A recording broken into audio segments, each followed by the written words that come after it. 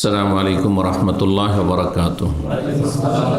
إن الحمد لله نحمده ونستعينه ونستغفره ونعوذ بالله من شرور أنفسنا ومن سيئات أعمالنا. من يهده الله فلا مضل له ومن يضلل فلا هادي له.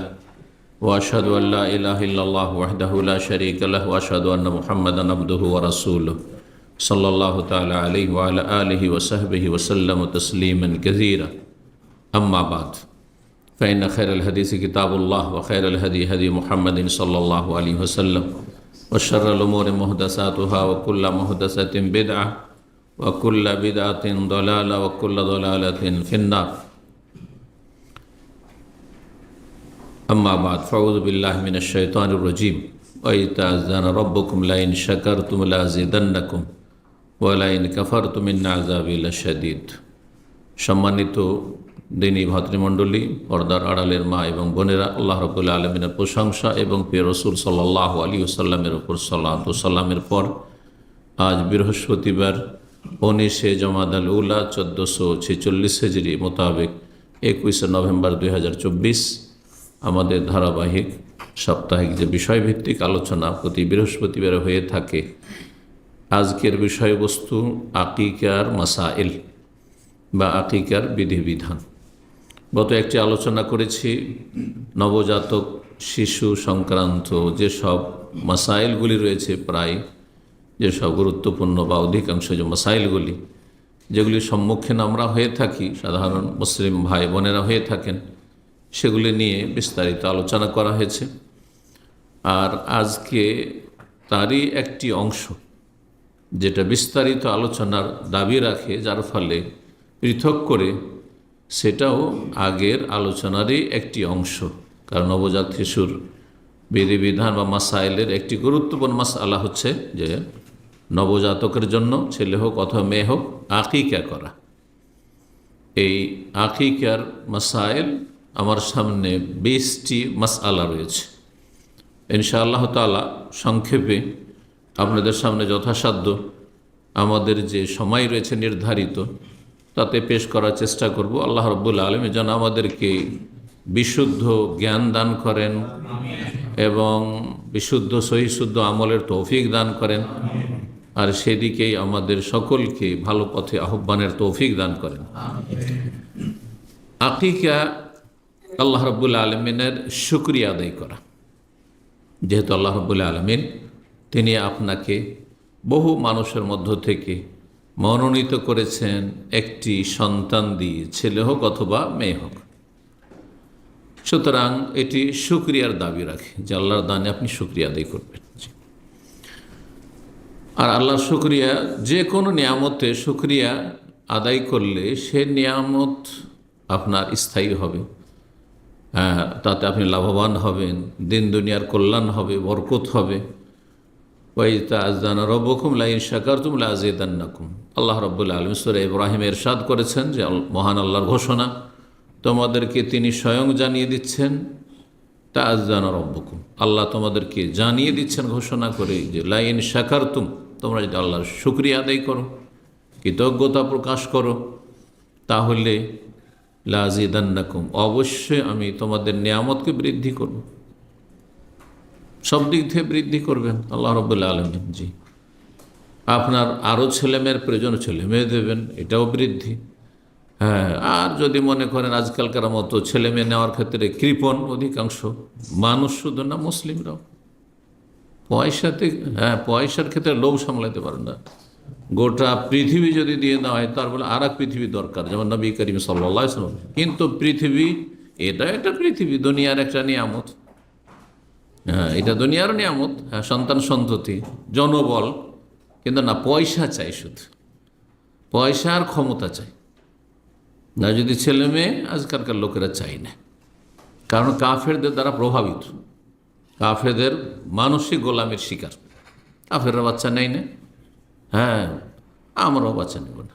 কাফেররা নিলেও একবারে সীমিত, একটা নাই দুটো, আমরাও সেই। লা তাত্তাবিউন্না সুনানা মান কানা ক্বাবলাকুম, ভবিষ্যৎবাণী করেছে রাসূলুল্লাহ সাল্লাল্লাহু আলাইহি ওয়াসাল্লাম যে খুব শীঘ্রই তোমরা তোমাদের পূর্বের কাফের জাতিদের অন্ধ অনুকরণ করবে।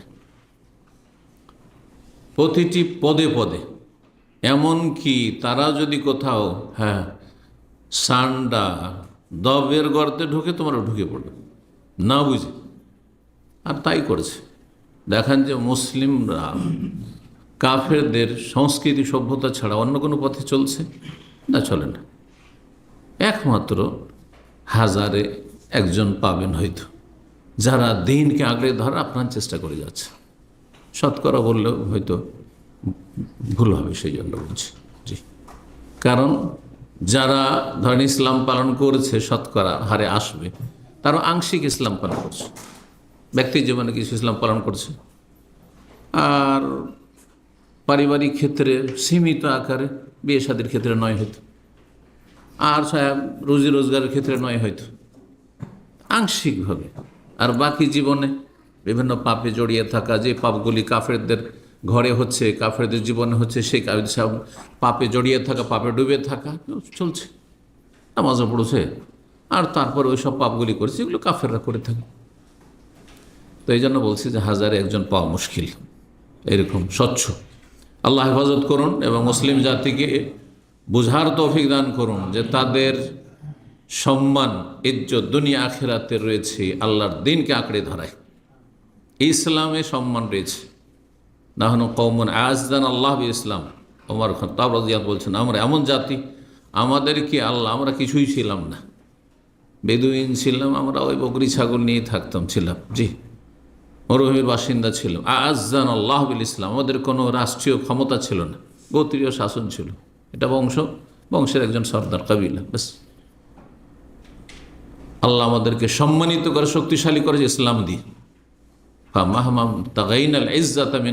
ইসলাম ছাড়া অন্য পথে, ইহুদি নাসারাদের অনুকরণে, হিন্দুদের অনুকরণে, তাদের পথের পথিক হয়ে তাদের মতো চালচলন বেশভূষা গ্রহণ করে এতেই মনে হয় উন্নতি রয়েছে, এটা যদি মনে করেন, বলছেন তিনি আযাল্লানা আল্লাহ, আল্লাহ আমাদেরকে লাঞ্ছিত করে দেবেন, অপদস্থ করে দেবেন, নিচে নামিয়ে দেবেন। তাই করেছেন আল্লাহ রাব্বুল আলামিন। তো কথা না বাড়িয়ে ভূমিকার পরে ফিরে আসি। আকিকা সম্পর্কে 20টি মাসাইলের প্রথম মাসালা, তা হচ্ছে আকিকার হুকুম, আকিকার বিধান কি। হুকুম বলতে ফরজ, ওয়াজিব নাকি? হুকুম কয়টি? 5টি। মাশাআল্লাহ, এটা হচ্ছে পারফেক্ট। ফিকহি উত্তর, ইলমে উত্তর, যে 5টি হুকুম, হয় ফরজ, না হয় জাস্ট তার বিপরীত হারাম, আর না হইলে সুন্নাত মুস্তাহাব, মুস্তাহাবের বিপরীত হচ্ছে মাকরুহ। 4টা হয়ে গেল তাহলে। আর আরেকটা হচ্ছে মাঝামাঝি, মুবাহ, জায়েজ, এদিকে নয় ওদিকে নয়, মাঝখানে। তো এই 5টার কোনটাতে ফেলবেন আপনি? সুন্নাতে মুআক্কাদা। মুস্তাহাব 2 রকমের, করলে ভালো। একটা হচ্ছে এমন সুন্নাত যেটা তাকিদপূর্ণ, তাকিদ রয়েছে। আর একটা হচ্ছে সুন্নত বা নফল, মুস্তাহাব করলে ভালো, কিন্তু সেটা আবার তাকিদপূর্ণ নাই, এরকমও নাই। তাহলে সুন্নতটা 2 ভাগে বিভক্ত, বা মুস্তাহাব 2 ভাগে বিভক্ত, মুস্তাহাব মুআক্কাদ, মুস্তাহাব গায়র মুআক্কাদ। তো সুন্নাতে মুআক্কাদা এটি হচ্ছে সঠিক মত, কিন্তু এই মর্মে 3টি মত রয়েছে। আরেকটি মত হচ্ছে যে আকিকা করা ওয়াজিব সামর্থ্য ব্যক্তির জন্য, যার শক্তি সামর্থ্য রয়েছে, আর্থিক সচ্ছলতা রয়েছে, অভাবী যেন নয়। অনেক সময় অভাবীর জন্য করা গুনহার কাজ। অভাবী লোক যদি আকিকা করে, এদিকে ঋণ কর্জা দেয় না, টাকা পাবে, টাকা দেন ভাই, ও টাকা দিচ্ছে না, আর আকিকা করে বেড়াচ্ছে, না যাইছে, গুনহার কাজ। যদি ঋণদাতা তলব করে বা তার দেওয়ার সময় হয়ে গেছে, যে সময়টা বেঁধে দিয়েছিলেন, তাহলে আপনার জন্য মোটে আকিকা করা যায় না। মশলাটি আসবে, কিন্তু কথা প্রসঙ্গে বলে দিলাম। এটি একটি আজকের পয়েন্ট 20টির। আকিকা করা একদল বলছেন ওয়াজিব সচ্ছল ব্যক্তির জন্য, আর একদল বলছেন, 3য় মত, যে মুস্তাহাব, মানে সুন্নাতে মুআক্কাদাও নয়, ওয়াজিব মুস্তাহাব, করলে ভালো, না করলে কমবে, সুন্নাতে মুআক্কাদা নয়, এর মুআক্কাদা নফল, মুস্তাহাব। আর মাঝামাঝি হচ্ছে সুন্নাতে মুআক্কাদা, যেমন কোরবানি করা সুন্নাতে মুআক্কাদা, সঠিক মত ওয়াজিব নয়। জি, তো এই মতটি শক্তিশালী মত। ইবনে তাইমিয়া রাহিমাহুল্লাহ, ইমাম ইবনে উসাইমিন এই মতটিকে পছন্দ, শেখ ইবনে বাজ বলছেন ইবনে উসাইমিন রাহিমাহুল্লাহ, ফাল আকিকাতু সুন্নাতুল মুআক্কাদা, আকিকা হচ্ছে সুন্নাতে মুআক্কাদা, ইয়ামবাগি লিল কাদির আন ইয়াকুমা বিহা, সচ্ছল ব্যক্তি বা সামর্থ্যবান ব্যক্তি যেন সেটা আদায় করে। আর এটি বিশেষভাবে দায়িত্ব কার? বাবার দায়িত্ব। কিন্তু বাবার পক্ষ থেকে অন্য কেউ দাদা করে দিল, নানা করে দিল, যেমন হাসান হোসেন নবী করিম সাল্লাল্লাহু আলাইহি সাল্লাম স্বয়ং করেছেন, জায়েজ আছে, যে কোনো ব্যক্তি করে দিল। অপর মানুষকে বলছে যে আপনার ছেলে হয়েছে, আমি আকিকাটা দেবো, আমাকে দিতে দেন, অসুবিধা নেই, যে কোনো মুসলিম ভাই দিতে পারে। কিন্তু দায়িত্ব হচ্ছে কার? বাবার দায়িত্ব। একই জয়েন্ট ফ্যামিলিতে আছেন আমাদের দেশে, যেমন থাকছেন গোটা গোষ্ঠী, মানে 5 ভাই 7 ভাই, একসময় ছিল 8 ভাই 10 ভাই, সব একসাথে একেবারে একাকার হয়ে পর্দার 12টা বাজিয়ে দিয়ে গর্দা উড়িয়ে দিচ্ছে, নাজায়েজ এইসব পরিবেশ আর পরিবার। তো ওতে কি মনে করেন, আমরা ছোটোকালে এভাবে দেখেছি, এক বাড়িতে 30 জন সদস্য, 5 ভাই 7 ভাই আছে, সবার সন্তান একসাথে সাবালক সাবালিকা হয়ে গেছে, চাচাতো ভাই চাচাতো বোন সব একসাথে থাকছে। হ্যাঁ, আস্তাগফিরুল্লাহ। আর ওতে কোনো ক্ষমতা নেই, বেচারা বুড়ো হয়েছে, 50 বছর 60 বছর বয়স হয়েছে, তারপরে কোনো ক্ষমতা নেই, ওর ছেলে হয়েছে মেয়ে হয়েছে, আকিকে গিয়ে আর বাপ বেঁচে আছে, মানে ওর দাদা হচ্ছে কর্তা বাড়ির। আমাদের দেশে পারিবারিক কাঠামোটা ইসলামিক নয় ঠিক, যার ফলে অনেক নাজায়েজ কাজ হয়ে যাচ্ছে করার কারণে জয়েন্ট ফ্যামিলিতে। এ হচ্ছে আকিকার সম্পর্কে মাজমু ফাতোয়া ইমাম ইবনে উসাইমিন 25তম খণ্ড 203 পৃষ্ঠা বলেছেন। 2 নম্বর মাসআলা হচ্ছে আকিকার সময়। আকিকার সুন্নতি সময় হচ্ছে 7ম দিন। কোন দিনে? 7 দিন না, 7 দিন আর 7ম দিনে পার্থক্য রয়েছে। 7 দিন মানে অনেকে 7 দিন মানে 7 দিনের মধ্যে হইলেই হবে, 6 দিনে, হ্যাঁ 6ষ্ঠ দিনে, 5ম দিনে, হ্যাঁ 3য় দিনে করে ফেললো, এইরকম লোক আমার কাছে এসছে। ওই আমি 5 দিনের দিন আকিকা হয়নি, 7 দিনে করতে হয় না, মানে 7 দিনের মধ্যে করতে হবে, ভুল বুঝেছেন আপনি। 7ম দিনে, জি, সূর্য ডুবে গেলে পরের দিন সূর্য, যেমন এখন কোন দিন ধরবেন? এখন রাত্রে, এখন জন্ম হইল, জুমা ধরতে, কারণ জুমার রাত শুরু হয়ে গেছে, আমরা আরবি ইসলামী মাস চাঁদ হিসাবে চলব। হ্যাঁ, আর সন্ধ্যাবেলা চাঁদ উঠে, ঠিক না? সন্ধ্যাবেলা চাঁদ যখন প্রথম মাসের চাঁদ ওঠে তখন সন্ধ্যাবেলা থেকে মাগরিবের 10 মিনিট আগে যদি জন্ম হয়ে যায় তাহলে বৃহস্পতিবার ধরতাম আজকে, আর মাগরিবের আল্লাহ আকবার আজান হয়ে গেছে, সূর্য ডুবেছে, আর তখন ভূমিষ্ঠ হলো, তাহলে জুমা ধরলাম। এইভাবে 7ম দিন আকিকা দেবে। যদি সেটা সম্ভব না হয় তাহলে অধিকাংশ ওলামাদের মত যে তারপরে যে কোনো সময় দেন। তার মধ্যে একটি হাদিস রয়েছে 14 দিনে অথবা 21 দিনে, হাদিসটি রয়েছে। বুরাইদা রাদিয়াল্লাহু হাদিসটি বর্ণনা করেছেন। হাদিসটি রয়েছে সুনানে বাইহাকিতে। বলছেন, আল আকিকাতু তুযবাহু লিসাবিন, আকিকা জবাই করতে হবে 7ম দিনে, ওয়ালি আরবাত আউলে আরবাত অথবা 14 দিনে, মানে যেটা 14তম দিন, চতুর্থদশ, আউলে এহদাইশিন অথবা 21তম দিনে। আল্লামা আলবানী রাহিমাহুল্লাহ সহিহুল জামিতে সহিহ বলেছেন, আবার এরওয়াল গালিলে গিয়ে হাদিসটিকে জয়ীফ বলেছেন, যার ফলে হাদিস অধিকাংশ ওলামাদের কাছে দুর্বল। এই জন্য সঠিক মত হচ্ছে সুন্নত হচ্ছে 7 দিনে, 7ম দিনে, আর তারপরে যে কোনো সময় করতে পারে। এইটা প্রায় সমস্ত ওলামাদের মত, সমস্ত মাযহাবের মত। আর অধিকাংশ আহলে হাদিসের 1-2 আমাদের দেশীয় আলেম ছাড়া আরব কোনো আহলে হাদিস সালাফি পাবেন না যে বলছে যে না 7ম দিনের পর আকিকা চলবে না, খুঁজেই পাবেন না। যার ফলে 7 দিনে 7ম দিনে আকিকা হইতে হবে, তারপরে নাজাইজ, এই ফতোয়া নাজাইজ, এই ফতোয়া নাজাইজ। কি বুঝলেন? এই ফতোয়া কর্ণপাত করবেন না, ভুল ফতোয়া। জি, নাসাইতে হাদিস রয়েছে, হাসান বসরি বর্ণনা করেছেন সামরা থেকে, রাসূলুল্লাহ বলেন, আল গোলাম মুরতাহানুন বিআকিকাতিহি, গোলাম মানে বালক, বালক বালিকা দায়বদ্ধ থাকে আকিকার সাথে, বাঁধা থাকে। এর অর্থ কি? বিভিন্ন মত রয়েছে ভাষ্যকারদের। শয়তান অনিষ্ট থেকে সুরক্ষিত থাকে না। আবার যদি সচ্ছল ব্যক্তি হয় তাহলে আল্লাহ রাব্বুল আলামিনের কাছে সুপারিশের, এই বাচ্চা যদি নাবালক অবস্থায় মারা যায় সুপারিশ করবে না বাবার জন্য, এইসব ব্যাখ্যা করা হয়েছে। যাই হোক, মানে একটি গুরুত্ব দেখানো হয়েছে। তুজবাহ আনহু ইয়াউমুস সপ্তম দিনে জবাই করা হবে, মানে জবাই করা যেন হয়। ওয়ুসাম্মা এবং নাম রাখা হবে, কিন্তু এর আগে আলোচনা করেছি নাম তার আগেও রাখা যেতে পারে। প্রথম দিন রাখা যেতে পারে, তৃতীয় দিনে গত আলোচনাতে সেগুলো আলোচনা। ওয়ুহুল্লা করা আসে এবং মাথা মুন্ডন করা হবে, তার মাথা মুন্ডন বিস্তারিত আলোচনা আসছে। হাদিসটি আল্লামা আলবানী সহি বলেছেন। 3 নম্বর মাসালা হচ্ছে আকিকার পরিমাণ কতটা হইতে হবে, কতটা হইতে হবে। ছেলে সন্তান যদি হয় তাহলে কি করতে হবে? 2টো দিতে হবে ছাগল, জি ছাগল দিতে হবে, জি বকরা বকরি, মেষ ভেড়া ভেড়ি, জি দুম্বা দুম্বি।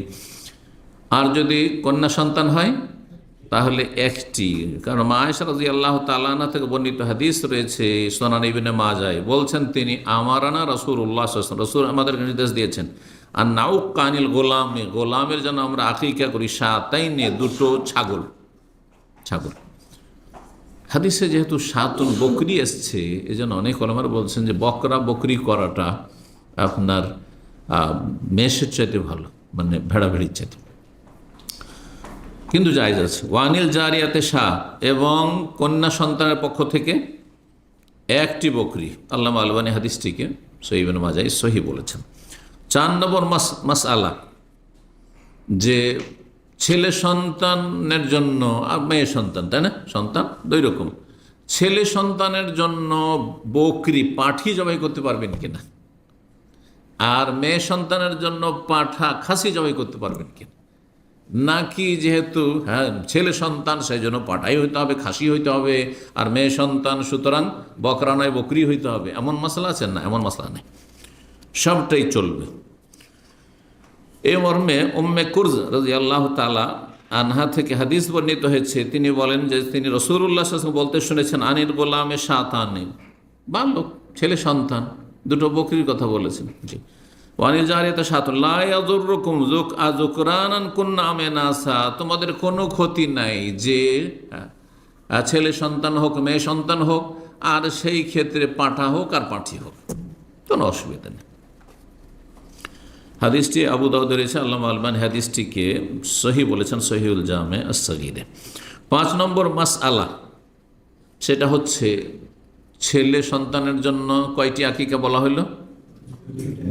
2টি যে করবেন, এই ক্ষেত্রে সুন্নত মুস্তাহাব হচ্ছে, উত্তম হচ্ছে যে আপনি 2টো সমবয়সী করবেন, হ্যাঁ, যাতে 2টোতে সমতা থাকে, মানে খুব বেশি পার্থক্য না থাকে। কারণ গোস্তের দিক থেকে একটা ধরেন হবে 30 কিলো, আর একটা 20 কিলো 15 কিলো, এমন না, 19-20 হবে, 25 থেকে 30-এর মধ্যে যেন 2টো হয়, অথবা 20 তো 18-20, এইরকমই 19-20 যেন হয়। মোতাকাফিআতানে 2টো যেন সমবয়সী হয়, কাছাকাছি হয়, দেখতে একই রকম যেন 19-20 হয়। হাদিস এই মর্মে বাইহাকিতে রয়েছে, যে হাদিসে রয়েছে আনিল গোলামে শাতানে মোতাকাফিআতানে, 2টো বকরি যেন সম পরিমাণ হয় অথবা সমান হয়, সমান সমান হয়, জি একই রকমের হয়, একই ধরনের মোটামুটি। সেটা কিসের দিক থেকে?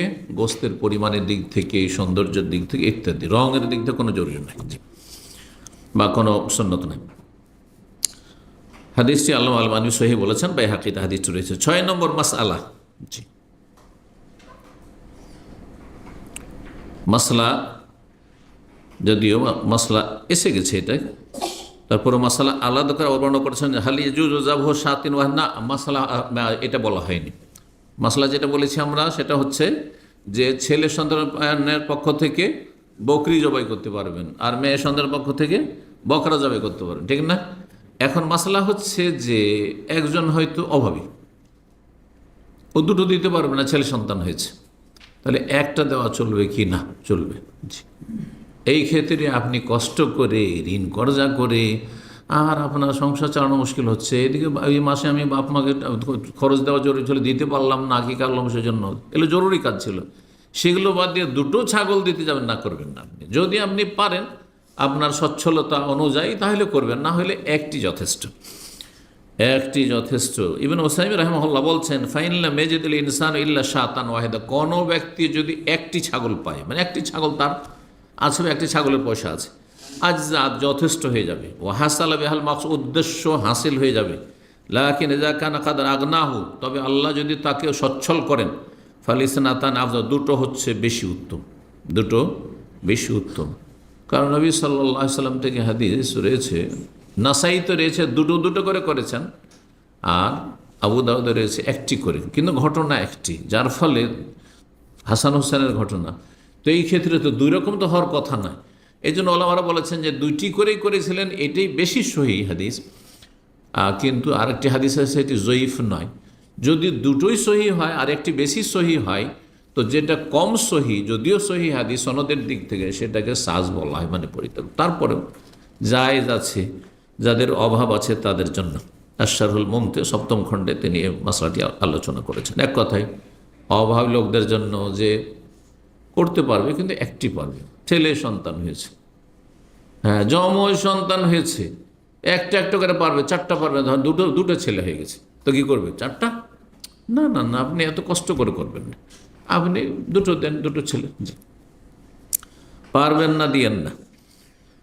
7 নম্বর মাসআলা, সেটি হচ্ছে যে আকিকাতে শরিকানা চলবে, ভাগ, যেমন কোরবানির ভাগ, উটে ভাগ আছে, গরুতে ভাগ আছে, সফরে না।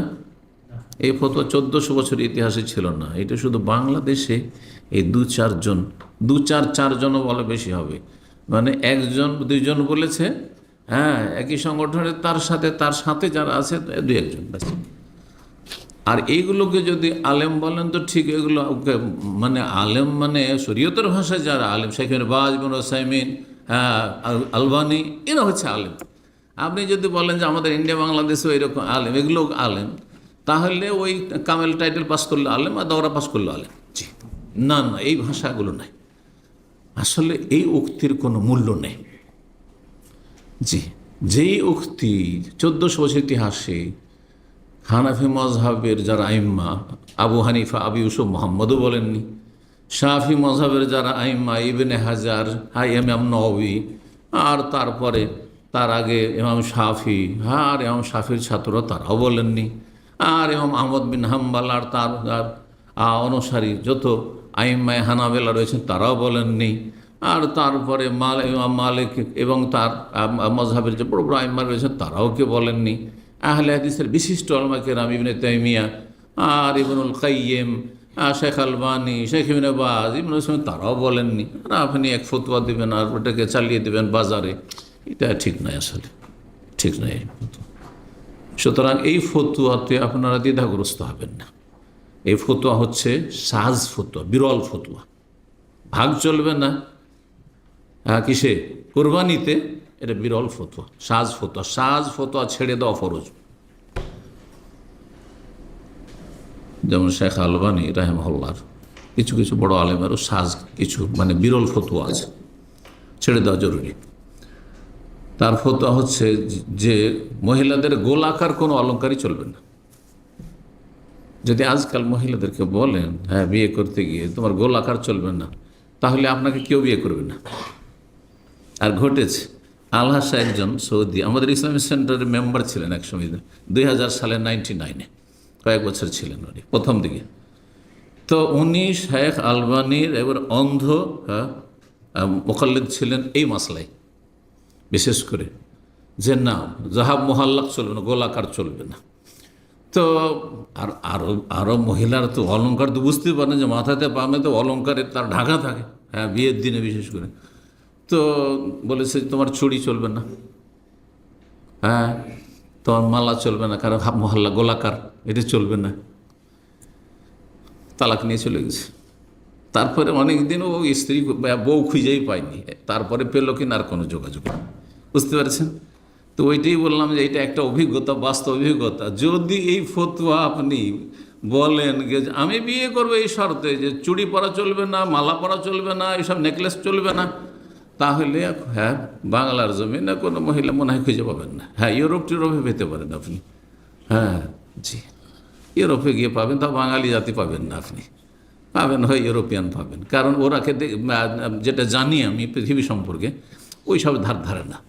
এই অলংকার পরে কারা? এই আরবরা পরে, আরব মহিলারা, আর আমাদের ওই ভারতীয় মহিলারা, ভারত, বাংলাদেশ, পাকিস্তান। আর বাকি পশ্চিমা দেশে এইসব স্বর্ণ টর্ণ পরার অভ্যাস এগুলো নাই আসলে। সামান্য হয়তো কিছু থাকতে পারে, কথা বুঝতে পেরেছেন? তো হয়তো আমরাই দাম বাড়িয়ে দিয়েছি স্বর্ণের। সবাই বয়কট করেন স্বর্ণকে, দেখবেন যে স্বর্ণ নিচে নেমে আসবে। জি। কিন্তু মহিলারা তো এই বক্তব্য ফতোয়া শুনলে সবাই বয়কট করেন। বয়কটের ডাক শাইখ মতিউর রহমান দিয়েছেন কিসের? স্বর্ণের। তো রাগ করবে সব, তাই না? কারণ তাদের স্বামীরা তো দলিল পেয়ে যাবে, ঠিক, যার অলঙ্কার ফরমের কিনে দেবো না। তো কি বলছিলাম, আকিকাতে ভাগ চলবে? চলবে না। হানাফি মাযহাবে আকিকাতে ভাগ আছে, যেটার কোনো দলিল নেই, কোনো দলিল কোনো সাহাবী থেকে নেই, রাসূলুল্লাহ সাল্লাল্লাহু আলাইহি ওয়াসাল্লাম তো দূরের কথা, কোনো তাবেঈ থেকে নেই। ভাগের আকিকা নেই। তবে বকরি ছাগল ছাড়া, ভেড়া ভেড়ি ছাড়া, দম্বাদম্বি ছাড়া উঁটে গরুতে আকিকা চলবে কিনা, গোটা উঁট দিলে, গোটা গরু দিলে, সেটা ভিন্ন বিষয়, সেটা ভিন্ন বিষয়। তো চলবে না বলছেন ইমাম ইবনুল কাইয়্যিম রাহিমাহুল্লাহ, লাম্মা কানাত হাযিহি যাবিহা জারিয়াতুন মাজরা ফিদাইল মাউলুদ। এই যে আকিকার পশু জবাই করছেন, সেটি হচ্ছে আপনার যে নবজাতক শিশু, আল্লাহ যে নিয়ামত দিয়েছেন সন্তান সন্ততি, এর ফিদিয়া স্বরূপ। আর এর জীবনের কি দিচ্ছেন জানো? কি দিচ্ছেন?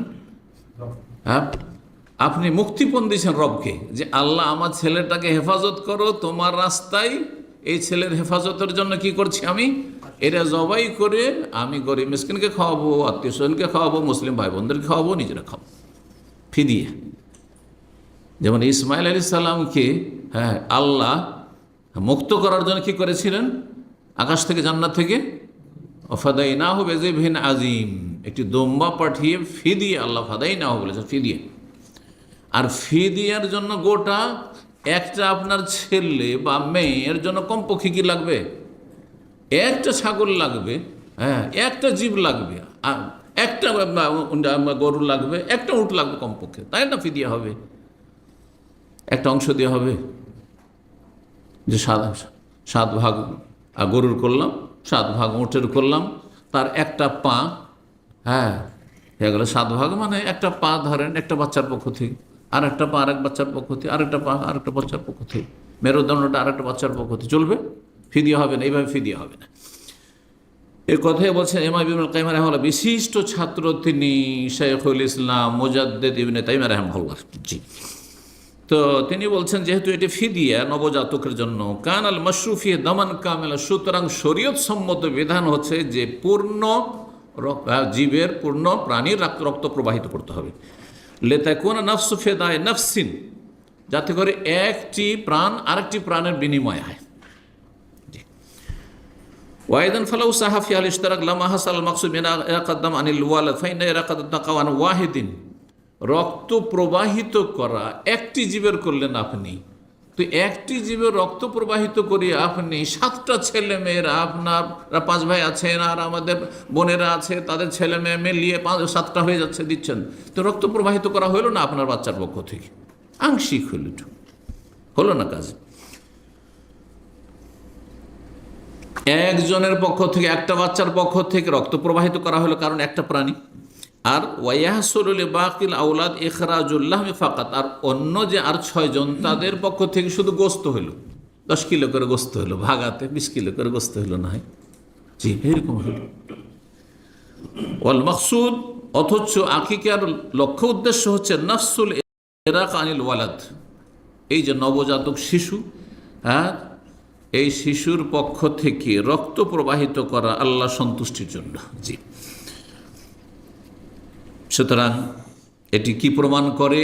যে মানউল ইশতেরাক, ভাগা আকিকা চলবে না, ভাগা আকিকা চলবে না।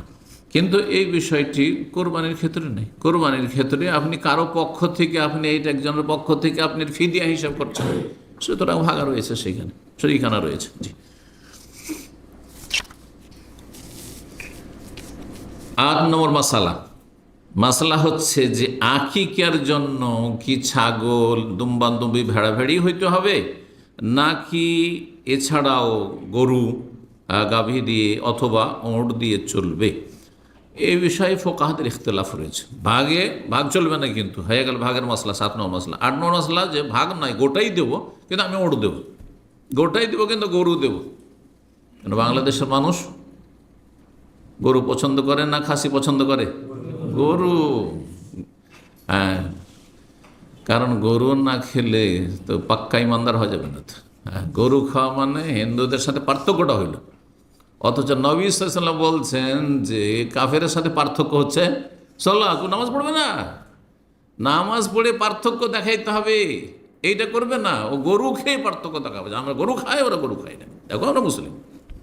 জি হ্যাঁ, আল্লাহ হেদায়েত দান করেন। তো কিন্তু ইন্ডিয়ার মানুষ হ্যাঁ গরু পছন্দ করে না খাসি পছন্দ করে? খবরদার, ইন্ডিয়ার মেহমান যদি যায় আপনাদের কাছে, তোকে গরু খাওয়াবেন না। শুধু ব্যতিক্রম আমি, কিন্তু আমি দুটোই সমান আমার কাছে। আবার দুটোতে ফজিলত নেই কোনোটারই, যে গরুর ফজিলত বেশি বা খাসির ফজিলত, ওটাও নেই। আবার দুটোই সমান। হ্যাঁ, আমার কাছে খেলে এইটাও খেলাম ওটাও খেলাম, কোনো পার্থক্য নেই। কিন্তু ওরা কেন খাসিকে বেশি মনে করে যায়? হ্যাঁ, আমার সম্মান হলো, খাসি জবাই করেছে বা খাসির গোস্ত খাওয়াইলো, আর গরু খাওয়াইলে আমার সম্মান করলো না। কেন এই ধারণা জানেন? রহস্য হচ্ছে যে গরু 150 থেকে 200 টাকা কেজি। কিছুদিন আগে তো মনে করেন বছরখানেক আগে 150 টাকা ছিল, এখন 200 টাকা পৌঁছে গেছে শুনলাম। 200 টাকা হইলো তারপরে অনেক সস্তা, তাই না? আর বাংলাদেশে গরু 800 টাকা। হ্যাঁ, খাসিও কাছাকাছি ওই রকমই ধরেন। হ্যাঁ, কত? 800-900, পার্থক্য তেমন কোনো বেশি পার্থক্য নাই আর কি। ব্যাপারটা এখানে যে আপনি তাহলে কি করলেন না, ভালো আপ্যায়ন করলেন না, সস্তা দিয়ে সেরে দিলেন আপনি। হ্যাঁ, সস্তার দুরবস্থা। হ্যাঁ, সুতরাং আমি তার ভিআইপি মেহমান নাই, আমার যথাযথ মূল্যায়ন হলো না, এই ভুল ধারণা আসলে। যাই হোক, তারপরে কোথাও মেহমান হইলে এটা একটা মশলা জেনে নেন, বাড়িওয়ালার যা আছে তাই খাওয়াবে। এতে আপনার মূল্যায়ন হইল না, আপনার সম্মান হইল না, এই কথা ভাবা আপনার মূর্খামিট। আপনি আপনার পয়সা দিয়ে তাহলে দেন, হাজার যা তার আছে, যা জুটছে তাই খাওয়াবে। ধরেন এমন লোকের বাড়িতে গেছেন যার বাড়িতে আপনার সবজি ভাত ছাড়া কিছু নেই, তা আপনার জন্য সে ধার কর্জা করে আপনাকে গোস্ত খাওয়াবে আর মাছ খাওয়াবে? হ্যাঁ, না, মোটেই না। যা আছে তাই খাওয়াবে। এটাই ইসলাম, এটাই রাসূলুল্লাহ সাল্লাল্লাহু আলাইহি ওয়াসাল্লাম সুন্নাত, এটি সাহাবা কেরামদের সুন্নাত। এই নয় যে মেহমান আছে তাড়াতাড়ি করে ভালো কিছু প্রস্তুত করো তারপর মেহমান ডাকছি, এটা সাহাবারা করতেন না। এগুলো তাকাল্লুফ শুরু হয়েছে, দুটো পয়সা হয়েছে মানুষের কাছে। হ্যাঁ, আল্লাহর নিয়ামতের অপচয় শুরু হয়েছে, কোনো প্রয়োজন নেই। এতগুলি আইটেম হইতে হবে, না হলে সম্মান হইল না রে মেহমান। হ্যাঁ, কি বলবে? না না না, ভুল কথা এগুলো। আর এইদিকে গরিবের খোঁজ খবর নেন না আপনি। গরিব চিকিৎসা না করলে মরে যাবে, খোঁজ নিচ্ছেন না, একটা পয়সা খরচ করছেন না। আর এদিকে ছেলে মেয়েদের জন্য আর আত্মীয়দের জন্য আর খরচ করার শেষ নেই। আউযুবিল্লাহ, বিলাসিতার শেষ নেই। শুধু 2-4টা ইবাদত বন্দেগী করার নাম ইসলাম নয়। হ্যাঁ, ব্রেনটাকে পরিবর্তন করতে হবে। আপনার মানসিক অবস্থায় আপনাকে বিপ্লব নিয়ে আসতে হবে, ইনকলাব নিয়ে আসতে হবে। ইমানি জজবা থাকতে হবে যে আমার কোনখানে খরচ করলে আল্লাহ সন্তুষ্টি বেশি হবে। আমার মতো মেহমানকে ভালো ভালো খাওয়াইলে বেশি আল্লাহ সন্তুষ্টি হবে, না একটা গরিব লোক মরে যাচ্ছে, হ্যাঁ গরিব লোক খেতে পাচ্ছে না, বস্ত্র পাচ্ছে না, এই শীতের সময় আসছে, তাকে দিলে বেশি নাকি হবে? জি, কিন্তু না, স্বার্থ, কাকে খাওয়াইলে আমার স্বার্থ হাসিল হবে, কাকে দিলে আমার বেশি লাভ আছে, বেনিফিট আছে দুনিয়ার। এই হচ্ছে আজকালকার দুনিয়া। আল্লাহ বুঝার তৌফিক দান করুন। তো ফোকাহাদের ইখতিলাফ রয়েছে। ইমাম ইবনুল মুরজাল বলছেন যে ওয়াখতালাফু ফিল আকিকাতি বিগাইরিল গানাম, ছাগল ছাড়া, ছাগল দুম্বা ভেড়া ছাড়া অন্য কিছু দিয়ে আকিকা চলবে কিনা এই বিষয়ে সালাফদের যুগ থেকে ইখতিলাফ চলে আসছে, মানে সাহাবায়ে কেরামদের আমল থেকে ইখতিলাফ চলে আসে। নবী সাল্লাল্লাহু আলাইহি ওয়াসাল্লাম কোনো প্রমাণ নাই কিন্তু উট বা গরুর। কিন্তু আনাস বিন মালিক রাদিয়াল্লাহু তাআলা আনহু থেকে একটি রিওয়ায়াত বর্ণিত হয়েছে তার আমল, আন্নাহু কানা ইয়াউক আন ওয়ালাদিহিল জাজুর, তিনি তার সন্তানের পক্ষ থেকে কি করতেন? উট আকিকা দিতেন। আবু বাকরা থেকে বর্ণিত হয়েছে আরেকজন সাহাবী আন্না নাহারান ইবনে আব্দুর রহমান, তার ছেলে আব্দুর রহমান যখন ভূমিষ্ঠ হয় তখন তিনি জবাই করেছেন জাজুরান, উট জবাই করেছেন। ফাআতম আহলাল বাসরা, তিনি বাসরায় থাকতেন, বাসরা বাসীকে খাইয়েছিলেন উট জবাই করে।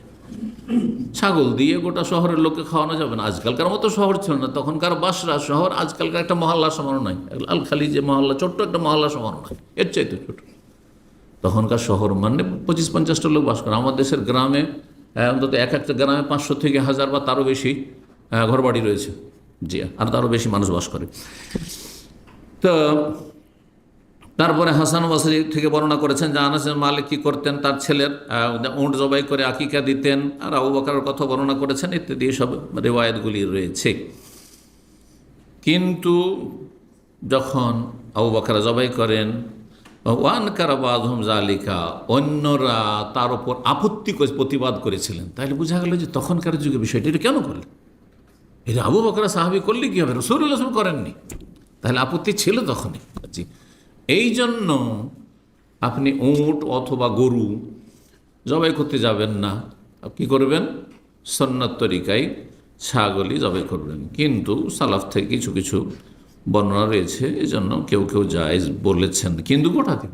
এই জন্য যারা বলে যে আমাকে গরু দিতে হবে, গরু দেবো, গোটা গরু দেন, আপনি ভাগ চলবে না, আপনি দেবেন, দুটো গরু দেন, ছেলে হয়েছে দুটো গরু দেন, হ্যাঁ, তখন ঠান্ডা হয়ে যায়। জি, বলছেন যারা প্রতিবাদ করেছেন যে এটা চলবে না, উটে চলবে না, গরুতে চলবে না, তারা বলেছে আমারা রাসূল বেশাতাই নেই আনিল গোলাম আনিল জারিত বেশাতিন ওয়ালা ইজু ওয়াক্কা বিগাইরি যালিক। রাসূলুল্লাহ সাল্লাল্লাহু আলাইহি ওয়াসাল্লাম দুটো ছাগল বলেছেন ছেলের পক্ষ থেকে, আর একটি ছাগল কথা বলেছেন মেয়ের পক্ষ থেকে, সুতরাং এ ভিন্ন আকিকা চলবে না। এটাই করা উচিত, আল্লাহু তাআলা আলাম। 9 নম্বর মাসালা, আকিকার জন্য ধার কর্জা নেওয়া যাবে কি না? ধার কর্জা নেওয়া যাবে। একটা হচ্ছে ধার কর্জা নেওয়া, আর একটা হচ্ছে ধার কর্জা আপনার উপর আছে, ঋণের বোঝা আছে, আর আকিকা করা, দুটো মাসলা কিন্তু আলাদা। আকিকার জন্য ধার কর্জা নিতে পারবেন যদি আপনি নিশ্চিত থাকেন যে আমার কাছে কি আছে, বিকল্প আছে। মানে আমি এখনকার মতো ধার নিতে হচ্ছে, কিন্তু আমি যে কোনো সময় এটা পরিশোধ করে দিতে পারবো, ধন সম্পদ আছে, অথবা মাস শেষ হইলে কটা দিন পরে আমার স্যালারি চলে আসবে, বেতন চলে আসবে, তো আমি তখন দিয়ে দিতে পারবো, অসুবিধা নেই। কিন্তু যার জানা নেই, কোনো কাজ নেই, এখন বেকার, চাকরি নেই, কাজ নেই, ব্যবসা নেই, বসে আছে, আর আপনি কর্জা নেবেন আর আকিকা করবেন না। তো এই মাসলাতে ইখতিলাফ রয়েছে যে কর্জা নিয়ে আকিকা দেওয়া যাবে কি না। ইমাম আবু আবদুল্লাহ, ইমাম আহমদ বিন হাম্বলকে জিজ্ঞেস করা হয়। হাম্বলি মজহাবে আর মালিকি মজহাবে আকিকা কর্জা নিয়ে ধার নিয়ে দেওয়া মুস্তাহাব, ভালো নিতে পারেন, কিন্তু শর্ত হচ্ছে যেন পেমেন্ট করার মতো আপনার প্রস্তুতি থাকে, আছে ব্যবস্থা, একবারে অসহায় নয়, কাজকর্ম নেই, চাকরি নেই, এরকম নয়। বলছেন তাকে জিজ্ঞাসা করা হয় আর রাজুল ইউলাদু লাহু ইবনুন, কারো ছেলে সন্তান হয়েছে, ওয়ালাইসা ইনদাহু মা ইয়াকুনহু, আকিকা করার পয়সা নেই। তিনি বলছেন আহাব্বু, তাকে জিজ্ঞাসা করা হলো আহাব্বু ইলা ইস্তাকরিজা ওয়া ইয়াকানহু, আপনি কি পছন্দ করেন যে সে ধার কর্জা নিক এবং আকিকা করুক, আম ইউআখিরু যালিক হাত্তা ইউসার, নাকি সে ডিলে করে বিলম্ব করবে সচ্ছলতা পর্যন্ত, যে যাক 7ম দিনে পারলাম না সুন্নতি তরিকায়, যখন আমি সচ্ছল হব, অভাবমুক্ত হব, টাকা পয়সা হবে, তখন আকিকা করবে, কোনটা করবে? নাকি সুন্নতি 7 দিনের সময় ধার কর্জা নিয়ে নেবে? তখন বলছেন আসাদ্দু মাসামেত ফিল আকিকাতে মা রাওয়াল হাসান আন সামরা, সবচাইতে শক্ত কথা যেটা শুনেছি মানে আকিকার গুরুত্ব সম্পর্কে, হাসান বসরি বর্ণনা করেছেন সামরা থেকে, নবী সাল্লাল্লাহু আলাইহি ওয়াসাল্লাম কুল্লু গুনামিন রাহিনাতুন বিআকিকাতি, প্রত্যেক বালক বা শিশু দায়বদ্ধ থাকে, আকিকার সাথে বাঁধা থাকে। ওয়াইন্নিলা আরজু, আমি আশা করি, ইনিস্তাক রাজা, হতে পারে যে এই ছেলে মেয়ের বাবা আকিকা করার জন্য যে ধার কর্জা নাই, আইয়ুআজ্জাল আল্লাহুল খালাফ, হতে পারে আল্লাহ এর বরকতে উত্তম বিকল্প দিয়ে দেবেন, রুজিতে বরকত দিয়ে দেবেন। কেন? লিআন্নাহু আহিয়া সুন্নাত মিন সুনান নবী, কারণ তার উদ্দেশ্য হচ্ছে নবী সাল্লাল্লাহু আলাইহি ওয়াসাল্লাম একটি সুন্নতকে জীবিত করা, সুন্নতকে জীবিত করা, এবং নবী সাল্লাল্লাহু আলাইহি ওয়াসাল্লাম থেকে যে সুন্নত এসেছে তার অর্থ বা মাজা আবেহি বা মাজা আনহু, নবী সাল্লাল্লাহু আলাইহি ওয়াসাল্লামের সুন্নত অনুসরণ করা। ইমাম আহমদ রাহিমাহুল্লাহর মাসাইলে তার ছেলেও বড় ইমাম ছিলেন, তিনি সংকলন করেছেন। এটি হচ্ছে ইবনে তাইমিয়া রাহিমাহুল্লাহর মত, আর এটি হচ্ছে ইবনে উসাইমিন রাহিমাহুল্লাহর মত, কি যে আকিকার জন্য কর্জা নিয়ে আপনি আকিকা করতে পারবেন, কিন্তু যেন সৎ নিয়ত থাকে যে আমি তাড়াতাড়ি দিয়ে দেবো, আর আমার কাছে ব্যবস্থা আছে, যে কোনো সময় আমি দিয়ে দিতে পারবো এদিক ওদিক থেকে। জি, 10 নম্বর বিষয়, বড়দের আকিকা চলবে কিনা। শাহবালক হয়ে গেছেন আপনারা, কয়জন আকিকা হয়েছে একটু হাত উঠান তো, যারা আকিকা হয়েছে হাত উঠান। অল্প কয়জন, অল্প কয়জন উঠেছেন, এতে আপনাদের দোষ নেই। যদি বাবা সচ্ছল থেকে থাকেন, দায়িত্ব কার ছিল? আমার আকিকার দায়িত্ব আমার আব্বার দায়িত্ব ছিল রাহিমাহুল্লাহ। তো মায়েরও দায়িত্ব নেই, কার দায়িত্ব? বাবার দায়িত্ব। উনি যদি সচ্ছল থেকে না দেন, তাহলে উনি দায়িত্বহীনতার পরিচয় দিয়েছেন। আর যদি সচ্ছল না থাকেন, অসচ্ছল থাকেন, তাহলে তার আকিকা ছিল না, আকিকা ছিল না তার। যে অনেক সময় সচ্ছলই ছিল কিন্তু অসচ্ছল ছিলেন না, কিন্তু অজ্ঞ ছিল, দিনের কোনো জ্ঞান ছিল না, ভুরুক্ষেপও ছিল না, বেদাত করেছে, সুন্নত করেনি। জি, বেদাত করেছে, মিষ্টি মুখ মিষ্টি করেছে, হ্যাঁ ধুমধাম করেছে, খাতনার বিশাল জিয়াফত করেছে, হ্যাঁ গরু মেরে দিয়েছে চামড়া কাটার জন্য। জি, আল্লাহ হেদায়েত দান করুন। তো বড়দের আকিকা চলবে কিনা। আনাস মালিক রাদিয়াল্লাহু তাআলা থেকে হাদিস বর্ণিত হয়েছে, বলছেন তিনি যে আন্না আক্কা নাফসি বাদা মা বুইসা নবিয়ান, নবী সাল্লাল্লাহু আলাইহি ওয়াসাল্লাম নিজের আকিকা নিজেই করেছে নবুয়ত প্রাপ্তির পরে। 40 বছর বয়সে নবী হয়ে তারপরে নিজের আকিকা নিজে করেছেন। ইমাম আব্দুর রাজ্জাক সানআনী রাহিমাহুল্লাহ ইয়ামানের ইমাম ছিলেন, ইমাম বুখারীর ওস্তাদ ছিলেন, বহু আইম্মাদের ওস্তাদ।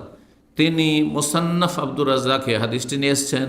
আল্লাহ আলবানী তার সহি হাদিসের সিরিজের 6ষ্ঠ খণ্ড তিনি নিয়ে এসছেন হাদিসটি। হাদিস নম্বর হচ্ছে 2726। হাদিসটিকে সহি বলেছেন, হাদিসকে কি বলেছেন? সহি বলেছেন। নবী সাল্লাল্লাহু আলাইহি সাল্লাম নিজের আকিকা নিজে করেছেন, আল্লাহ সহি বলেছেন। যারা এটাকে ইখতিলাফ আছে মাসলায় যে বড় হয়ে আকিকা চলবেন না, যারা বলেছেন তারা এই হাদিসটিকে জয়ীফ বলছেন, কিন্তু সঠিক কথা হচ্ছে যে হাদিসটি যেমন ফিকহি মাসলাতে ইখতিলাফ রয়েছে, এবং হাদিসের কিছু কিছু কিছু হাদিসের সহি জয়ীফে ইখতিলাফ রয়েছে, এটাও জেনে রাখা উচিত আপনাদের। কারণ অনেক সময় বললে হ্যাঁ এটা আমার কেমন কথা হলো, ঠিক ওই রকমই যেমন রফায়ে দান করবেন না করবেন না, আমিন জোরে বলবেন না বলবেন না, ইখতিলাফ আছে কি না, ঠিক ওই রকমই হাদিসটা সহি না জয়ীফ, এটাও মুহাদ্দিসিনদের ইখতিলাফ আছে।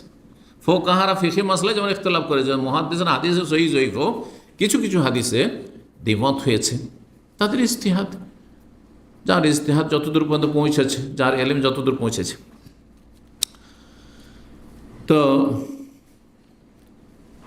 কিছু কিছু সালাফগণ সাহাবাই কেরাম তাবেইন তাবা তাবেইন এর উপর আমলও করেছেন, তারা যে বড় হয়ে আকিকা দেওয়া চলবে। ইমাম ইবনে সিরিন প্রখ্যাত তাবেই, ইবনে সিরিনের নাম আমাদের ইন্ডিয়া বাংলাদেশে বিশেষ করে হানাফিরা খুব চর্চা করে। কেন চর্চা করে? শুধু একটা বিষয়ের জন্য, কি? স্বপ্ন। যত স্বপ্নের কিতাব আছে সবগুলিতে তিলকে তাল করে ইবনে সিরিনের স্বপ্নের বিবরণ, ইবনে সিরিনের স্বপ্নের ব্যাখ্যা বিশ্লেষণ বা তাবির চলছে। জালিয়াতি রাবারের মতো বাড়িয়েছে।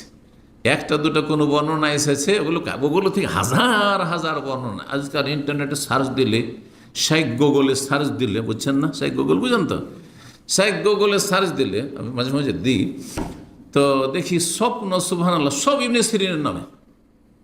শুধু আমাদের দেশ কেন, সারা বিশ্বে আরবরাও যারা এই স্বপ্ন নিয়ে মেতে থাকে, কিছু লোক আছে স্বপ্ন নিয়ে মেতে আছো, ওর কাজই হলো স্বপ্ন। কি স্বপ্ন দেখেছি এখন ছোটাছুটি করে স্বপ্নের পিছনে ছুটে আছে, ওরা আমলে ঠিক নেই, ফরজ অজেব নেই, হারাম না যায় লিপ্ত আছে, কিন্তু একটা স্বপ্ন দেখছেন। আর স্বপ্ন এটা জানতে হবে, স্বপ্নের পিছনে বেশি ছুটবেন না, নাহলে এটা একটা শয়তানের চোরা রাস্তা, আপনার ঈমান নষ্ট করার জন্য, আপনার আমল নষ্ট করার জন্য, আপনাকে পেরেশান করার জন্য। অনেক সময় আপনাকে উদ্বিগ্ন করে ফেলবে, অশান্তি করে দিবে আপনার জীবনে। স্বপ্ন ভালো লেগেছে বলুন আলহামদুলিল্লাহ, আর খারাপ লাগছে এই স্বপ্নের অনিষ্ট থেকে আল্লাহর কাছে আশ্রয় কামনা করুন। জি, আল্লাহুম্মা ইন্না নাসআলুকা খায়রা হাযিহি রুইয়া ওয়া খায়রা মা ফিহা ওয়া আউযু বিকা মিন শাররি হাযিহি রুইয়া ওয়া শাররি মা ফিহা। জি, ব্যাস, আর কিচ্ছু হবে না ইনশাআল্লাহ।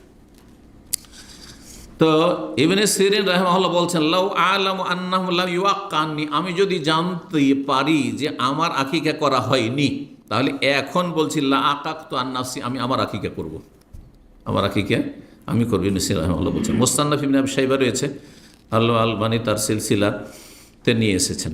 জি, হাসান বসরি রাহিমাহুল্লাহ তিনিও বলছেন, ইযা লাম ইউআক্কা আনকা, জি ফাউক্কা নাফসিক, তিনি বলছেন তার ছাত্রদেরকে, তোমার আকিকা যদি না করা হয়, তোমার বাবা না করে থাকে, তোমার পরিবার না করে থাকে, তাহলে তোমার আকিকা তুমি করে না। ওয়াইন কুনতা রাজুলান, যদিও তুমি কি হয়ে গেছো রাজুলান, রাজুলানকে আজকাল আরবরা কি বলছে, রাজ্জাল, হ্যাঁ, মানে বড় হয়ে গেছেন আপনি, হ্যাঁ, বড় মানুষ হয়ে গেছেন, বুঝছেন না।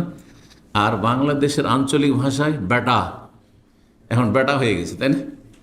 কিন্তু আমাদের যে ভাষা রাজশাহী আর মালদহের ভাষায় বেটা মানে ছেলে সন্তান বেটা, বুঝতে পারছেন, ও ছোট হইল। আর মেয়ে সন্তান মানে বেটি। আর আপনারা বাকিরা কি বলেন আপনারা, আমার পোলা তো বেটা হয়ে গেছে, তার মানে কি তরজমা করে, বাংলার তরজমা বলেন বড় হয়ে গেছে, রাজ্জাল হয়ে গেছে। তো এগুলো হলো আঞ্চলিক ভাষা। যাই হোক, আপনাদের মাশাআল্লাহ অনেক ভাষা শিখে গেছি। আচ্ছা, বুঝতে পারি, কারণ না বুঝলে তো বুঝলেন, আমার আমার আমার পোলা বেটা হয়ে গেছে, তো যে না বুঝলে তো আমি বুঝবো না, বেটা হয়ে গেছে মানে বেটাই তো বেটা থাকে। আমি জানি ছেলে সন্তানকে বেটা বলি, ছোট হইল, 1 বছর হইল।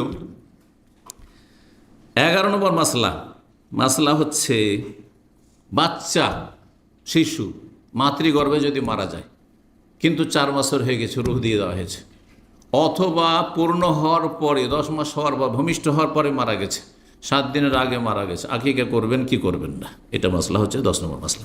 কত নম্বর মাসলা বললাম? 11 নম্বর, তাই না? 11 নম্বর মাসলা।